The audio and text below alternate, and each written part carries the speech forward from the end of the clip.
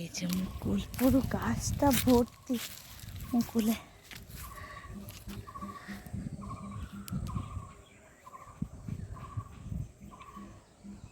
গাছে গাছে। Good morning বন্ধুরা, কেমন আছেন সবাই? সাহা সেশন ফ্যামিলির নতুন আরও একটি ব্লগে আমি আপনাদের সবাইকে স্বাগত জানাই। তো আজ হচ্ছে সানডে, আর মেয়ে সকালবেলা ক্লাসে চলে গেছে, আর ওর আসারও সময় হয়ে গেছে। তো ওর বাপি এসেই আবার বেরিয়ে যাবে, তাই ওর বাপির জন্য একটুখানি আগে তৈরি করে নিচ্ছি। আর এখানে হচ্ছে ঘরে না কিছু ছোলার ডাল রান্না করা ছিল। সেই ছোলার ডালের টাকে একটুখানি শুকিয়ে নিয়ে তো পরোটার মতো আটা মেখে তার মধ্যে স্টাফিং দিয়ে তৈরি করে নিয়েছি ছোলার ডালের পরোটা।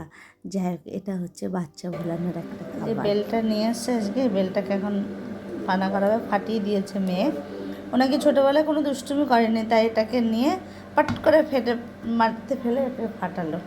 ঠিক আছে, যাই কোল্ড করেছে, এবার এটাকে একটুখানি ফাটিয়ে নিই।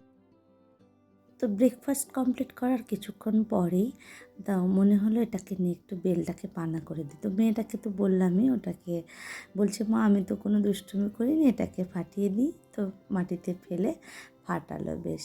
তো আমি এটাকে ভালো করে এটার কাঠটা বের করে নিয়েছি, আর এর মধ্যে দিয়ে দেব দুধ। এই সিজনে এই প্রথম আমার বাড়িতে বেল এসছে, তো বেলটাকে পানা করে নেব। আমরা আমাদের ভাষায় পানা বলি, আপনারা কে কী বলেন আমাকে একটু কমেন্ট করে জানাবেন তো, দুধ দিয়ে বেল মাখাটাকে। তো যাই হোক, আমি একটু দুধ দিয়ে ভালো করে ঘেঁটে নিয়েছি, আর এর মধ্যে না দিয়ে দেবো অল্প পরিমাণে চিনি।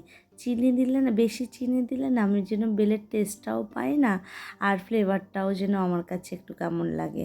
তো সেই কারণে চিনিটা একটু কমই দিয়েছি। আর এই যে তৈরি করে নিয়েছি পানা। এবার হলো আমি সার্ভ করে দিচ্ছি গ্লাসে, এবং চারজনে বেলপানাটা খাবো। এটা খেতে খুব ভালো লাগে। এমনিও জল দিয়ে চিনি জল আর তার সঙ্গে একটু লেবু দিয়ে করলেও না ভীষণ ভালো লাগে বেলপানা। আর এই যে এটা হচ্ছে ডালটা আগের দিন পেস্ট করে রেখেছিলাম বলেছিলাম না। তো চলুন একটু ধোকাটা বানিয়ে নিই আগে। তো কড়াতে আমি দিয়ে দিয়েছি একটু মৌরি আর একটু কালো জিরা। এবার এটাকে দিয়ে, আদাটা দিয়েছিলাম কম হয়েছে, তো আমি একটু আদা দিয়ে দিয়েছি। আদাটাকে নেড়ে নিয়ে তার মধ্যে একটু হলুদ দিয়েছি, দিয়ে একটু নাড়াচাড়া দিয়েই আমি দিয়ে দেব বাটা ছোলার ডালগুলো। এবার ভালো করে এটাকে একটু মিক্স করে নিচ্ছি। তো এরপরে আমি দিয়ে দেব একটুখানি লবণ। আপনারা চাইলে না এর মধ্যে অন্য মশলাও মেশাতে পারেন, অনেকে ভাজা জিরের গুঁড়ো মেশান। আমি কিন্তু এগুলো কিছুই মেশাবো না। কেন বলুন তো, আমি তো যে ঝোলটা করব সেটাতে দেবই।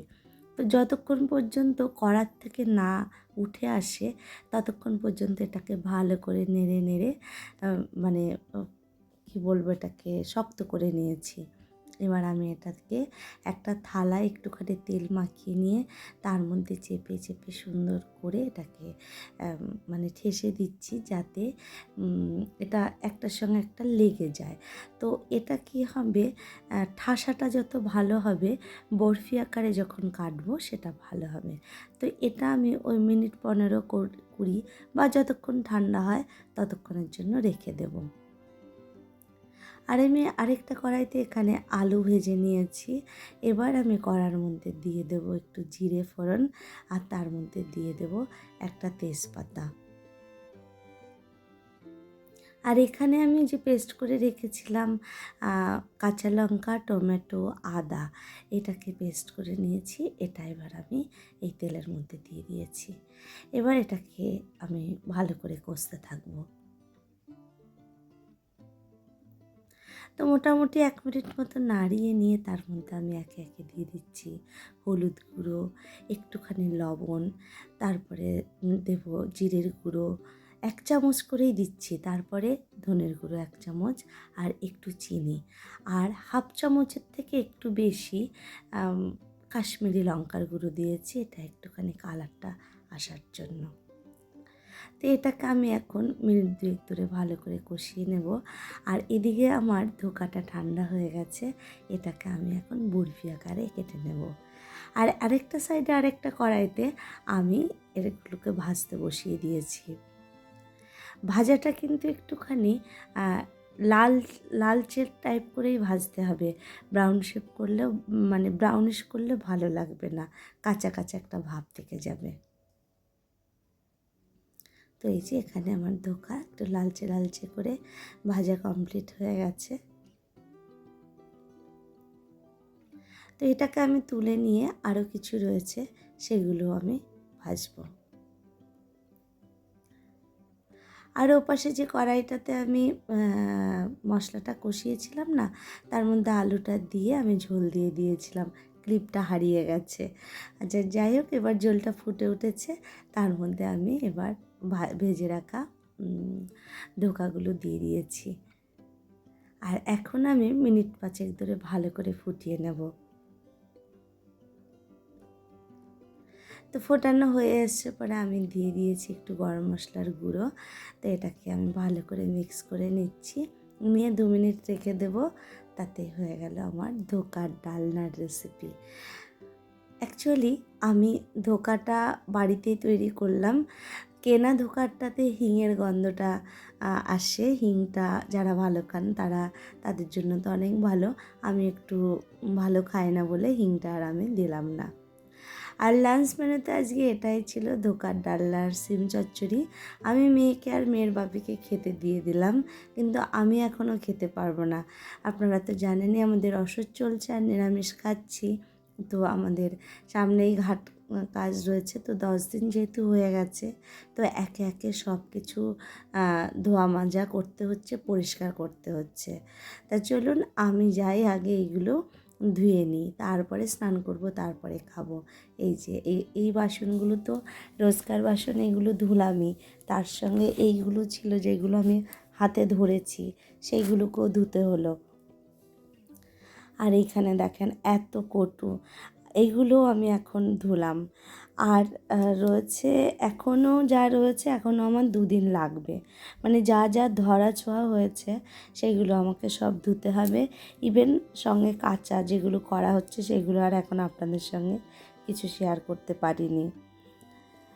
তো যাই হোক, এইগুলো হয়ে গেছে। এখন চলুন, এই যে এইগুলো আজকে এখন আমি ধুলাম, এই কর্নারের সব পরিষ্কার করলাম, করে স্নান করে আস্তে আস্তে আমার এই যে দেখুন 4:30 বাজে। কী খিদে পেয়েছে আপনাদের কি বলবো, মানে মনে হচ্ছে যে না আমি আর পারছি না, এতটাই খিদে পাচ্ছিল। তো যাই হোক, আমি স্নান টান করে এসে এই যে আমার জন্য নিয়ে নিয়েছি ভাত, সিম চচ্চড়ি, আর তার সঙ্গে একটা টমেটোর হাফটা কেটে নিয়েছি। তো এটা দিয়ে আমি এখন আমার দুপুরের খাবার তো না, সন্ধেকালীন খাবার বলতে পারেন, তো খেয়ে নিই। আর খাওয়া দাওয়ার পরে না আমার আজকে মনে হলো যে একটুখানি ঘুরে আসি। তো হাজব্যান্ড যেহেতু বাড়িতে রয়েছে, ওকে বললাম তুমি কি আমায় একটু নিয়ে যাবে? তো প্রথমে না বলেছিল, পরে আমি বললাম না চলো একটু ঘুরেই আসি, আপনাদেরকে চলুন নিয়ে যাই। কি আমি কোথায় যাচ্ছি তো সেটাও আমিও দেখব, আর আপনারাও আমার সাথে যাবেন, গিয়ে দেখে আসবেন। আর মেয়ে দেখুন উঠেছে, ওকেও ভেবেছিলাম নিয়ে যাব, বাট ও বললো না আমি যাব না।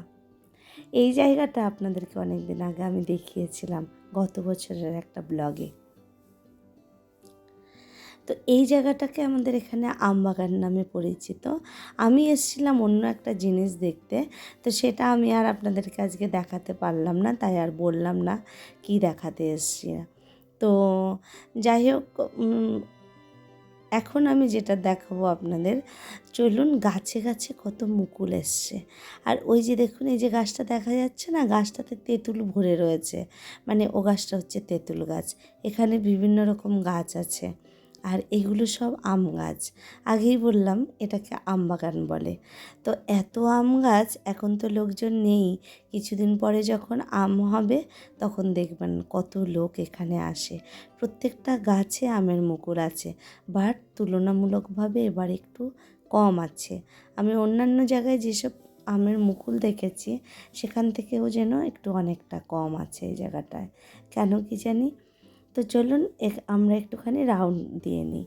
আর এই যে এই গাছটাতে বেশ কিছু মুকুল আছে। আমের মুকুলের না একটা সুন্দর ঘ্রাণ আছে, ওটাও ভীষণ ভালো লাগে দেখতে। তা চলুন এখানে আবার আপনাদেরকে একটা জিনিস দেখাই। তো কিছুটা আসার পরে ওই যে দূরে দেখলাম যে বেশ কিছু মুকুল দেখা যাচ্ছে। তা আমি ওকে বললাম, দেখো এই গাছগুলোতে না খুব সুন্দর মুকুল এসছে। ও বলছে, আরে না না, এগুলো লিচুর মুকুল। আমি বললাম, তবে আমি যাই একটু দেখে আসি। তো আমিও চলে এলাম এখানে। এই যে দেখুন, প্রত্যেকটা গাছে কত মুকুল হয়েছে। এই গাছগুলোতেই কদিন পরে আমে ভরে যাবে পুরো।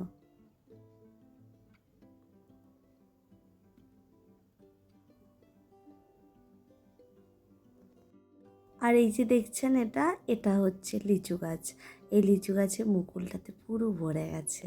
দেখুন, চলুন এই যে আমি সামনের থেকে দেখাচ্ছি। হয়তো ভালো বুঝতে পারছেন না, একটু রোদ রয়েছে, মানে 4:30 পৌনে 5টা মতন বাজে, তো তো এখনও রোদ রয়েছে। তো এই যে দেখুন। তো চলুন একটু আপনাদেরকে ব্যাক ক্যামেরায় দেখিয়ে দেব, তাহলে আপনারা হয়তো ভালো বুঝতে পারবেন। এই যে পুরো লিচু গাছটা মুকুলে ভরে গেছে, কত লিচু হবে।